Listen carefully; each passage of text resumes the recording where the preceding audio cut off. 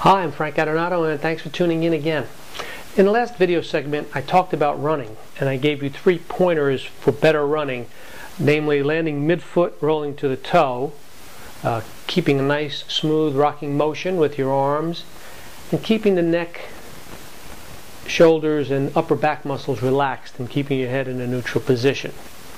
Today I want to continue and cover 2 more points that I think would be helpful for all runners, but particularly helpful to those of you who want to ramp up your running, become a little more competitive, perhaps run faster speeds and or longer distances. Those 2 concepts, number 1, are strides per minute or cadence, and the second item I want to talk about is something I call the pelvic tuck. Start with cadence first.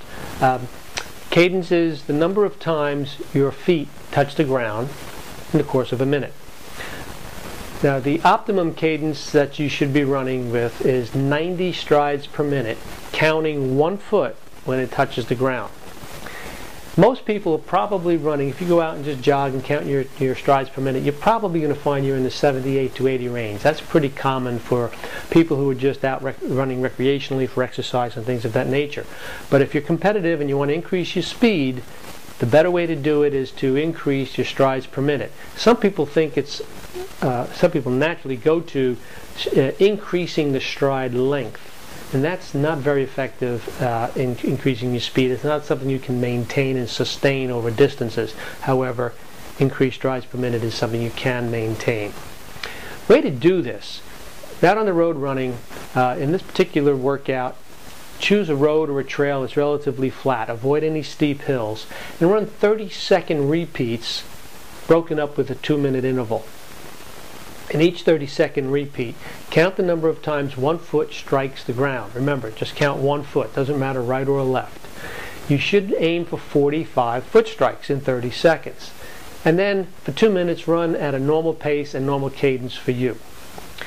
Over time, as the 30-second interval becomes a little more comfortable, increase it to 45 seconds, 1 minute, and so forth. And then eventually what you'll find is you're running close to or at 90 strides per minute as a normal running pace. This will make your running economy better, your running speed will be better, and you'll be more efficient.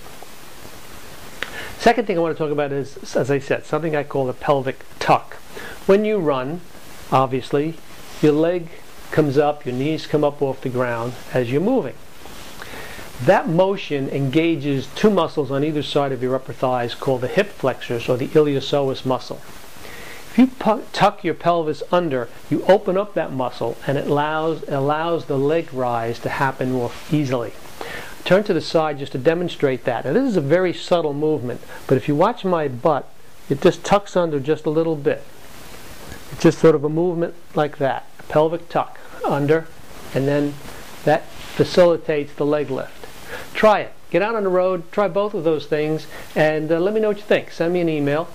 My email address and website are shown below. I'd love to hear from you. That's it for today. I look forward to seeing you in the next video segment in a week, 10 days. But until then, you take care and train smart.